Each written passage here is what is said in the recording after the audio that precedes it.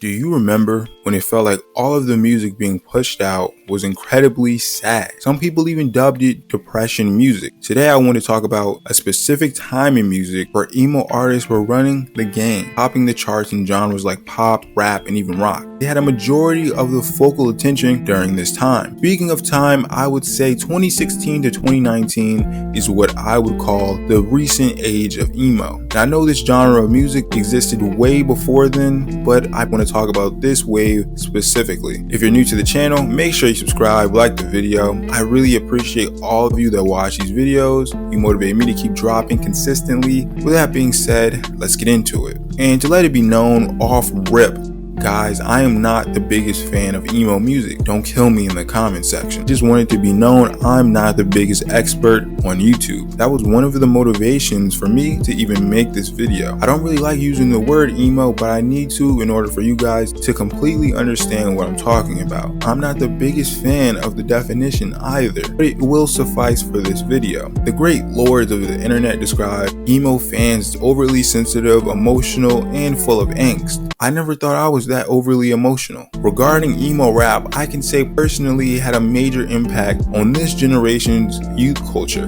Young emo rap artists have embraced the internet as a means of production and distribution more than any other generation before.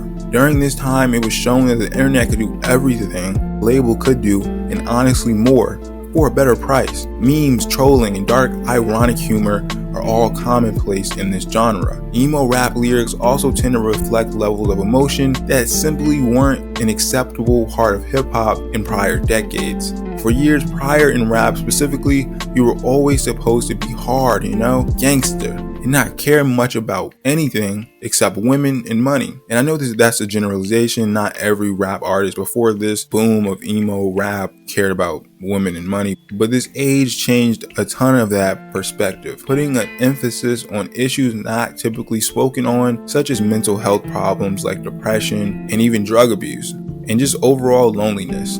This age would even divide rap for a little bit. Old school hip hop artists and fans who traditionally valued skilled lyricism over a song's emotional impact. Let's be honest, that older generation hated everything about this movement. This would lead to artists like Lil Peep, who was dropping albums, tons of music like this. XXXTentacion, who could do a bunch of styles, but at a time, songs of his like I Don't Want to Do This Anymore was popping heavy. And Lil Uzi, who dropped the biggest song in 2017 with EXO Tour Life, where he's talking about being pushed at the edge and his friends are dead. Everybody knows the line. They received a ton of hate from, traditional rap fans who for over the last 30 years weren't accustomed to this specific form of rap. And once they saw it beginning to take over, they thought the world was coming to an end. Even back then, I thought that was an incredibly ridiculous take. In rap, there's room for any version of it, You don't have to be picky. Everybody